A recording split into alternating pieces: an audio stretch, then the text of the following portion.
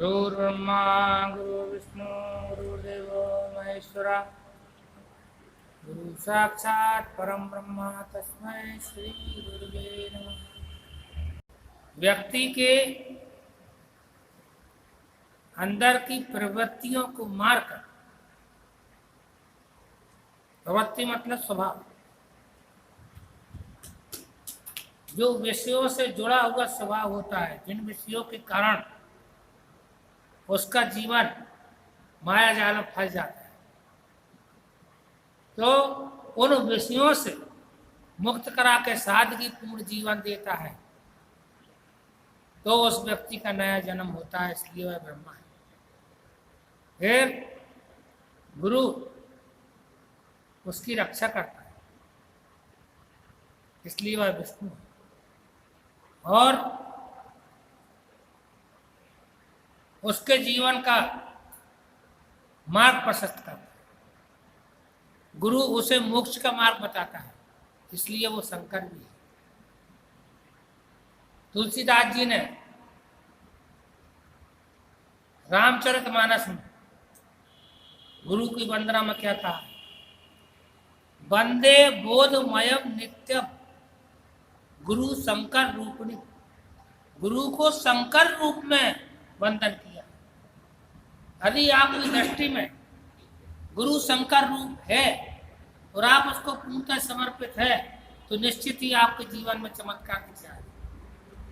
और यदि माया के वशीभूत होकर आप गुरु को आम जन समझ रहे हो, तो आपका कल्याण नहीं।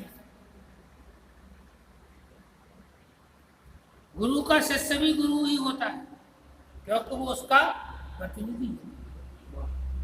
यदि उसमें किसी को भेद दिख जाए, तो वो भी समझ लो अपने गुरु का भक्त है। गुरु को तन मन धन से जो व्यक्ति अर्पित होता है, उसी का जीवन सफल होता है, और नहीं तो जीवन सफल नहीं होता। गुरु की ऐसी महिमा है कि वो अपने आप को शिष्य से हारते हुए देखते हुए प्रसन्न होता है। यदि उसका शिष्य उससे जीतता है और गुरु पराजित होता है, तो गुरु प्रसन्न होता है कि मेरा शिष्य लायक, उसको खुशी होती है। और किसी को खुशी नहीं होती, और दूसरा कोई होगा तो उसको जलन होने। गुरु भाव से पार करता है। भाव सागर, संसार को कहते हैं भाव सागर। तो संसार की उपमा समुद्र से दी गई है। सागर मतलब समुद्र। क्यों दी गई है? चलो अपन देखते हैं।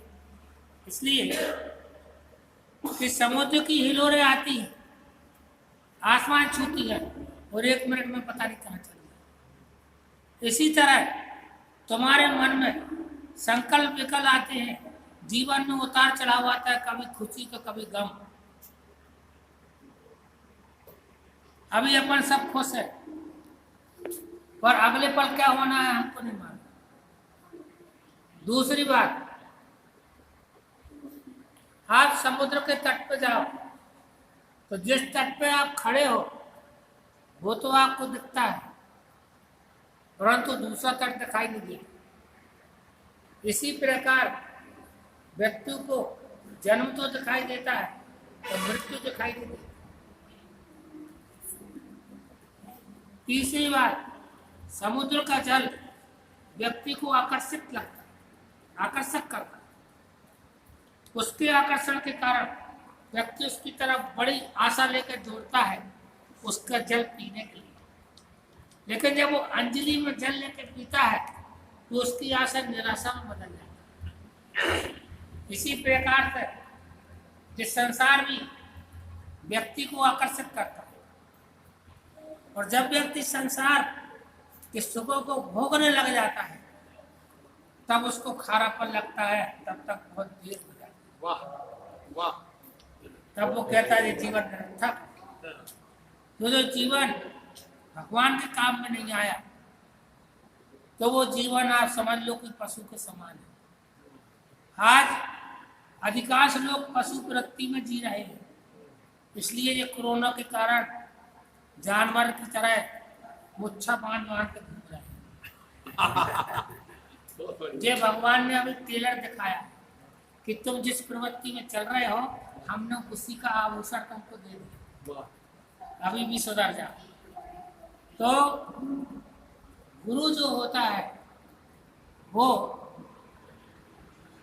अपने शिष्य के अंतःकरण को शुद्ध कर देता है, उसके दोषों को दूर करता है।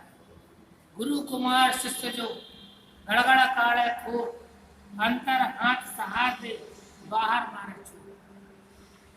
गुरु साक्षात तुम्हें दिखता है, तुमसे बात करता है। भगवान निराकार है, वो आकार लेकर गुरु के रूप में तुम्हारे सामने आता है, पर तुम्हारे नेत्र में वो ताकत नहीं है कि तुम उसको झांक कर देख लो कि जी कौन है। अरे जिस दिन तुम देख लोगे उस दिन तुम्हारा जीवन सार्थक हो जाएगा। और तुम्हें गुरु में भी इंसान दिखता है, तुम गुरु की भी आलोचना करने लग जाते हो, गुरु में भी दोष दिखने लगते हैं। तो गुरु जो करे वो मत करो, गुरु जो कहे वो कर। लोभी गुरु लालची चेला वो नरक में ठेलते। आजकल के चेला बाबाओं की संगत में पढ़ के गुरुजी हमारे ये हो जाए, हमारे वो हो जाए। गुरुजी तुम्हारे नौकर है, क्यों हो जाए तुम्हारा? तुम गुरु की सेवा करने आए हो कि सेवा लेने आए? भगवान की भी पूजा करते तो स्वारस, भगवान हमारे लड़का को ब्याह हो जाए, हमारी लड़कियां पास हो जाए, अच्छा दूल्हा मिल जाए। भगवान कहते देख लो किस लिए आए। तो गुरु जो है भगवान से भी बढ़ता है। यदि भगवान रूठ जाए तो गुरु मना देगा, और गुरु रूठ जाए तो भगवान नहीं मना सकता। जब तक गुरु प्रसन्न नहीं होगा तब तक तुमको भगवान की कृपा नहीं मिलेगी। और गुरु प्रसन्न है तो भगवान अपने आप प्रसन्न